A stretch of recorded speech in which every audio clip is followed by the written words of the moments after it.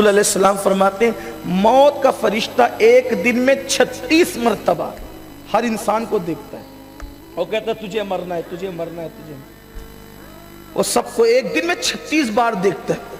غور فرمائیں، اور موت دن میں 260 مرتبہ ایک انسان کو پکار کے کہتی ہے دنیا کی محبت میں اللہ سے غافل ہونے والوں، ایک دن تمہیں موت کی لذت کو چکھنا ہے، ایک دن تمہیں موت کے مزے کو چکھنا ہے۔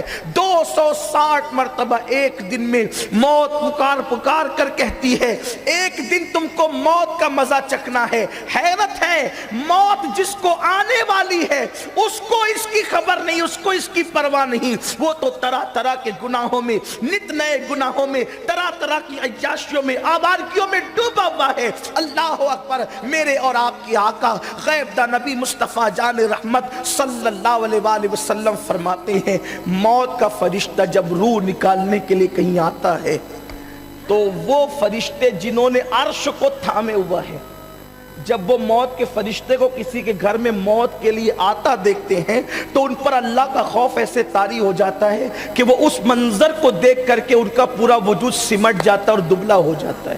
کن کا؟ وہ فرشتوں کی روح نکالنے نہیں آیا، وہ کسی اور کی روح نکالنے آیا ہے، لیکن یہ منظر دیکھ کر حاملین عرش ان پر اللہ کا یہ خوف طاری ہو جاتا ہے۔ سوچو تو صحیح وہ کیفیت کیا ہوتی ہوگی۔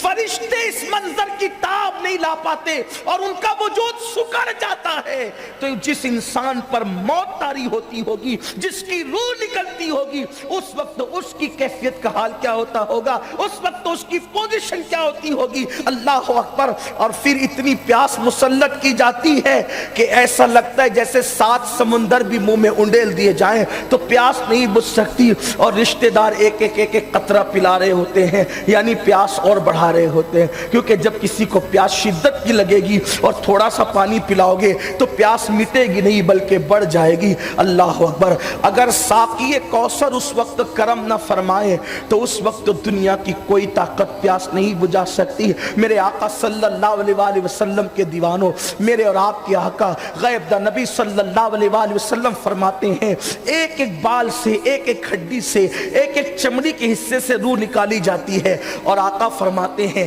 ایک جوڑ سے دوسرے جوڑ تک کے روح آتی ہے، تو اس وقت جب ایک جوڑ سے دوسرے جوڑ کے درمیان روح آتی ہے تو انسان اتنی تکلیف محسوس کرتا ہے، اگر 1000 تلواروں کی ضربیں انسان کے وجود پر ایک ساتھ لگائی جائے تو اس وقت اس انسان کو اتنی تکلیف نہیں ہوتی جتنی تکلیف ایک جوڑ سے دوسرے جوڑ تک آنے میں روح کے وقت تکلیف ہوتی ہے، اور آخری میں روح آ کر کے انسان کے حلق میں اٹک جاتی ہے۔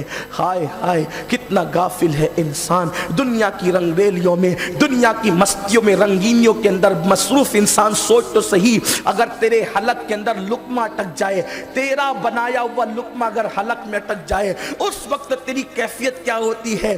جس وقت روح حلق میں اٹکتی ہوگی اس وقت انسان کی کیفیت کیا ہوتی ہوگی۔ لیکن میرے آقا علیہ السلام کے پیارے دیوانوں، اس وقت کا منظر یہ ہے، اس وقت کی کیفیت یہ ہے کہ ابھی یہ موت کی تکلیف ہے، یہ موت کی شدت ہے، یہ موت کا حال ہے، اور وہاں پر شیطان آ کر کے کہتا ہے کہ میں مرا تھا، یعنی کبھی اگر باپ مرا ہوتا ہے تو باپ کی شکل میں، بھائی مرا ہوتا ہے تو بھائی کی شکل میں، ماں مرا ہوتا ہے تو ماں کی شکل میں، شیطان آ کر کے کہتا ہے کہ میں مرا تھا تو مجھے جو ہے وہ آرام مل گیا، اس لیے کہ عیسائی مذہب حق ہے، بول عیسائیت حق ہے، بول یہودیت حق ہے، بول مجوسیت حق ہے، یہ بول۔ ادھر شیطان ورگلا رہا ہوتا ہے، اتنی تکلیف ہوتی ہے اور شیطان ادھر ورگلا رہا ہوتا ہے۔ اللہ اکبر۔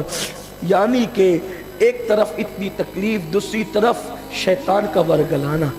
روایتوں میں آتا ہے کہ سیدنا امام احمد ابن حنبل رضی اللہ تبارک و تعالی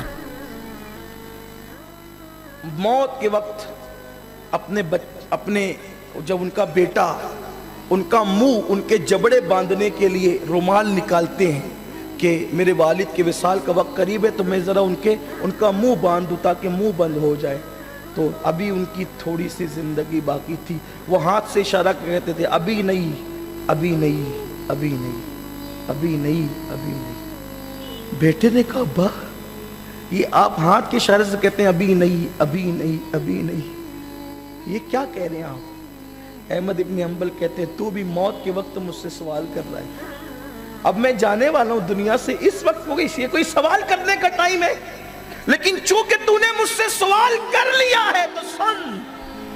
शैतान मेरे सामने खड़े होकर के मुझसे कहता है अहमद इब्न हंबल तू अपना ईमान मुझसे बचाकर दुनिया से ले जा रहा है।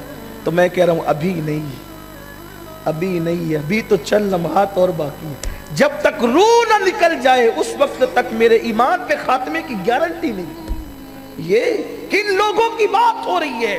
इमाम अहमद इब्न हंबल जैसे लोग जिन्होंने अल्लाह के दीन के लिए जो है कोड़े तक खाए, अल्लाह के दीन के लिए जेलों में तक गए, जिन्होंने पूरी जिंदगी, अरे गौस पाक ने जिसको अपना इमाम कहा वो इमाम अहमद इब्न हंबल है, लेकिन जिंदगी की अभी चंद घड़ियां बाकी है और शैतान कह रहा है अहमद इब्न हंबल तू अपना ईमान मुझसे बचा कर ले जा रहा है। फरमाते अभी नहीं, जब तक ईमान पर चला ना जाऊं उस वक्त तक ये नहीं कह सकता कि मैं मोमिन दुनिया से गया। ये कैफियत है अल्लाह वालों की, ये सूरत हाल है। आप मुझे बताएं, न जिंदगी में हमारा अमल सही है, न हमारे पास तकवा है, न परहेजगारी है, न नेकियां है, गुनाह ही गुनाह है। और उस पर तुरफा ये कि अब हम काफिर और मुशरिकों के रास्ते पर चल पड़े। और ये मौत के वक्त ये बड़ी दर्दनाक चीज है। किसी को मौत के वक्त जितनी तकलीफ हो जाए कोई प्रॉब्लम की बात नहीं, अगर उसका ईमान पर खात्मा हो जाए तो फिर उसके लिए राहत ही राहत है। लेकिन अल्लाह अकबर, अल्लाह अकबर, जो ईमान पर दुनिया से गए वो कामयाब हो गए। जो ईमान पे, क्योंकि मोमिन को मौत के वक्त तकलीफ होना उसके गुनाहों का कफारा बन जाता है, उसकी मगफिरत का जरिया बन जाता है। लेकिन सुनो सुनो, उस मौत की तकलीफ के वक्त ईमान सलामत रख रहे, ईमान बचा रहे, ईमान महफूज रहे, ये सबके बस की बात नहीं है। अगर कुदरत का करम ना हो तो फिर ईमान सलामत रहे इसकी कोई गारंटी नहीं। कुदरत का करम है तो ईमान सलामत है, और कुदरत का करम शामिल हाल नहीं है तो अल्लाह अकबर। जानते हैं अल्लाह, इमाम गजाली रहमतुल्लाह अलैह ने लिखा है कि एक ऐसे मुहद्दिस जिन्होंने कमोबेश अपनी जिंदगी के 50 साल हदीस का दर्स देते हुए गुजारा, जब मौत आई तो मरते वक्त उनका ईमान छीन लिया गया। सोचिए जरा, एक बहुत बड़े मुहद्दिस थे, वो भी मरा तो उसका ईमान भी छीन लिया गया, बल्कि वो तो ईसाई होकर के मरा। उसने आखिरी वक्त ऐलान कर दिया कि ईसाईयत हक है।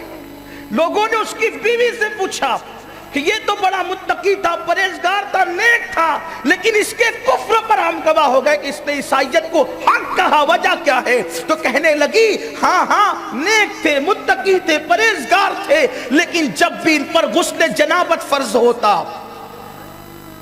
जब भी इन पर गुस्ल जनाबत फर्ज होता तो ये कहते थे कि यार इस्लाम में सब अच्छा है, लेकिन ईसाईयत में एक चीज और अच्छी है, वो ये है कि इनके यहाँ गुस्ल जनाबत फर्ज नहीं है और इस्लाम में गुस्ल जनाबत फर्ज है। तो ठंडी में गुस्ल करना बड़ी जान पे आता है, बड़ी तकलीफ होती है, तो ईसाइयों के यहाँ गुस्ल जनाबत नहीं, इसलिए उनको आराम राहत है। तो वो औरत कहती थी जिसने ईसाइयों के एक कानून की गोया के तारीफ की थी और इस्लाम पर उसको पसंद किया था, ये एक गंदगी की वजह से जब ये मरा तो काफिर होकर